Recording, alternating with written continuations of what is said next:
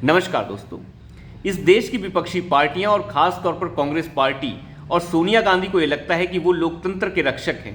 इसीलिए इस पार्टी का सबसे बड़ा नेता राहुल गांधी इस देश के बाहर जाकर कहता है कि लोकतंत्र खतरे में आ चुका है और सारे विश्व को जो है हमारा साथ देना चाहिए भारत में लोकतंत्र को बचाने के लिए। क्या इस तरीके से बदनाम ये भारत को बाहर जाकर करते हैं जो इस देश में 70 सालों तक राज करते रहे, उन्हें आज लोकतंत्र खतरे में लग रहा है। जिस समय हजारों सिखों का नरसंहार कर दिया गया, साधुओं के ऊपर गोलियां तक चल गई, लेकिन तब लोकतंत्र खतरे में नहीं आया। कई वर्षों तक इस देश के ऊपर राज करने वाली कांग्रेस पार्टी ने इस देश के ऊपर इमरजेंसी लगाई, तब भी लोकतंत्र खतरे में नहीं आया। हजारों लाखों लोगों को जेल में ठूस दिया गया, अदालतों के ऊपर ताले लगा दिए गए, लोकतंत्र खतरे में नहीं आया। लेकिन आज लोकतंत्र खतरे में है। ये पार्टी जो है सुप्रीम कोर्ट के अंदर पहुंच जाती है और कहती है इस सरकार ने सुप्रीम कोर्ट की अवमानना की है और इसकी सजा इस सरकार को मिलनी चाहिए। कांग्रेस पार्टी का कहना है कि मुख्य चुनाव आयुक्त और दूसरे चुनाव आयुक्तों की नियुक्ति के लिए जो पैनल सुप्रीम कोर्ट ने पिछले साल बनाया था, उस पैनल को रद्द करके इस सरकार ने नया संशोधन किया है और नया बिल लाकर नया पैनल बना दिया है।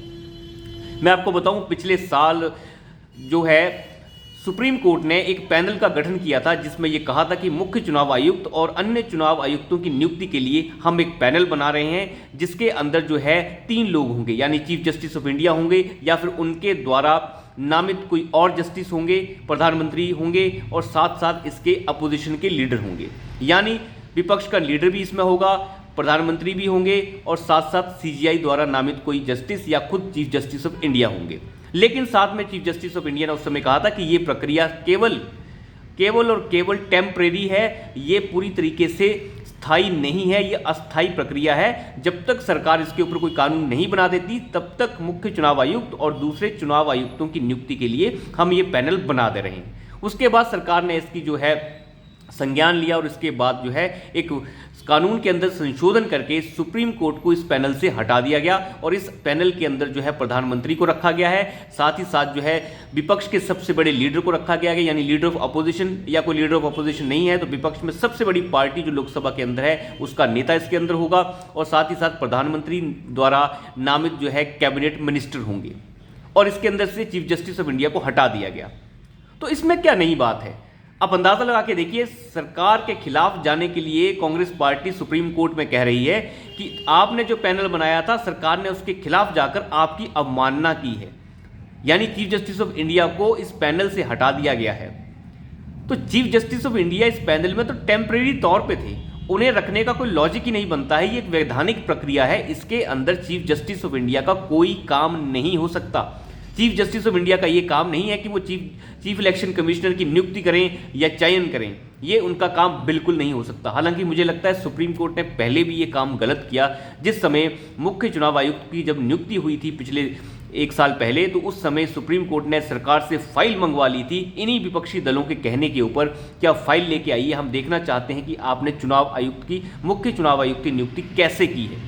तो सरकार उस समय फाइल लेकर गई थी सुप्रीम कोर्ट के पास और सुप्रीम कोर्ट ने कहा था कि आपने जो फाइल कंसिडर की है इसके अंदर कोई भी खामी हमें नजर नहीं आ रही है। लेकिन वही है, सुप्रीम कोर्ट को अपना तड़का मारना था, तो सुप्रीम कोर्ट ने कह दिया कि फिलहाल कोई प्रक्रिया नहीं है मुख्य चुनाव आयुक्त की नियुक्ति करने के लिए, क्योंकि पहले प्रधानमंत्री अकेले खुद ही चुनाव आयुक्त की नियुक्ति कर दिया करते थे और मुख्य चुनाव आयुक्त की नियुक्ति भी ऐसे ही होती थी। आज तक प्रधानमंत्री ही नियुक्ति करते रहे हैं, हमेशा ही चीफ इलेक्शन कमिश्नर की भी और दूसरे इलेक्शन कमिश्नर्स की भी। लेकिन सुप्रीम कोर्ट ने यह बिल्कुल साफ कर दिया था पिछले साल कि फिलहाल हम एक पैनल बना रहे हैं और इस पैनल के हिसाब से चलिए, ये पैनल टेम्परेरी है और इसके बाद एक आप कानून बना सकते हैं। सरकार ने कानून बना दिया और नए कानून के हिसाब से नए पैनल के अंदर प्रधानमंत्री होते हैं और साथ ही साथ अपोजिशन का लीडर होता है और साथ में प्रधानमंत्री द्वारा नामित एक कैबिनेट मिनिस्टर होता है। लेकिन इस सरकार को घेरना है तो विपक्ष कुछ भी कर सकता है और विपक्ष पहुंच गया सुप्रीम कोर्ट के अंदर, जहां पे जाकर विपक्ष ने यह कहा कि आपकी अवमानना हुई है हुजूर। तो सुप्रीम कोर्ट में 2 जजों की बेंच, जस्टिस संजीव खन्ना और दीपेंद्र दत्ता ने यह साफ कर दिया कि ऐसा नहीं चलेगा। सरकार ने कुछ भी ऐसा किया है, हम इसके बिल्कुल भी खिलाफ नहीं है और हम इसके ऊपर रोक नहीं लगा सकते। फिलहाल जो कानून बना है हम उसके ऊपर कोई भी रोक नहीं लगाएंगे। हालांकि हम सरकार को एक नोटिस जारी जरूर करेंगे और सरकार से उसका जवाब तलब करेंगे, जिसका जवाब सरकार को 24 यानी 2024 अप्रैल तक देना होगा। तो आप अंदाजा लगा के देखिए किस तरीके से विपक्ष जो है हर तरीके से सरकार को घेरने की कोशिश करता है, चाहे मुद्दा तार्किक हो चाहे तार्किक ना हो। तर्क कोई नहीं है इस मामले में। आज तक जो है मुख्य चुनाव आयुक्तों की नियुक्ति जो है हमेशा ही सरकारें करती रही हैं, लेकिन प्रधानमंत्री मोदी ने एक नई चीज़ का आगाज़ किया कि मुख्य चुनाव आयुक्तों की नियुक्ति के लिए जो विपक्ष का सबसे बड़ा लीडर है उसे भी साथ रखा गया। लेकिन फिर भी इस पार्टी को जो है सुप्रीम कोर्ट के अंदर जाकर बदनाम करना है सरकार को, तो बदनाम करने के लिए ये कोई भी काम कर सकते हैं, चाहे उसमें कोई तर्क हो चाहे ना हो। हालांकि सुप्रीम कोर्ट ने झाड़कर कांग्रेस पार्टी को भगा दिया और कहा कि आप ऐसे मुद्दे जो हैं बिल्कुल भी ना लेके आएँ। आप अंदाज़ा लगा के देखिए कि किस तरीके का बिना तर्क वाला मुद्दा वो वहाँ पर लेके गए जिसका कोई तर्क नहीं बनता था। सुप्रीम कोर्ट ने जैसे कहा था सरकार ने बिल्कुल वैसे ही किया, लेकिन फिर भी कुछ लोगों को पचता नहीं। जैसे कि आपने देखा होगा अभी जो बिल्किस बानो का मामला आया, बिल्किस बानो में कितना साफ सुथरा संदेश सुप्रीम कोर्ट ने दिया, लेकिन किसी को समझ नहीं आया। सारे छाती पीटने वाली जो गैंग है वो छाती पीट रही है और कह रही है कि बिल्किस बानो को न्याय मिल गया। बिल्किस बानो को न्याय तो 15 साल पहले ही मिल गया था। बिल्किस बानो वाले मामले में सुप्रीम कोर्ट ने केवल इतना कहा है कि इस मामले के अंदर जो है कोई दिक्कत नहीं है, सरकार ने जो किया है वो सही है, लेकिन सरकार ने जो किया है वो तकनीकी रूप से सही नहीं है।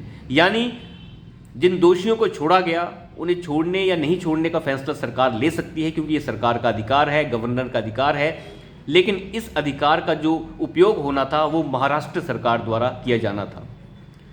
बस इतनी सी बात थी और इसमें कोई बात ही नहीं है, क्योंकि जिन्हें सज़ा सुनाई गई है वो 15 साल की सज़ा काट चुके हैं। उनकी सज़ा माफ़ करनी है नहीं करनी है ये उनके जो कैदी हैं उन कैदियों के व्यवहार के ऊपर जो है पूरी तरीके से निर्भर करता है, क्योंकि हर किसी को सुधरने का मौका दिया जाता है। तो 15 साल की सज़ा काटने के बाद अगर कोई सुधरना चाहता है और सुधर गया है तो उसको उसकी ज़िंदगी जीने का मौका ज़रूर दिया जाता है। तो उसी का पालन जो है गुजरात की सरकार ने किया। लेकिन सुप्रीम कोर्ट को भी देखना चाहिए कि मात्र 3-4 महीने पहले एक फैसला आप सुनाते हैं, अब उसी फैसले को आप पलट देते हैं। पहले इसी सुप्रीम कोर्ट ने कहा था कि नहीं, गुजरात सरकार को जल्द से जल्द इनके ऊपर फैसला लेना चाहिए कि इन्हें छोड़ना है या नहीं छोड़ना है।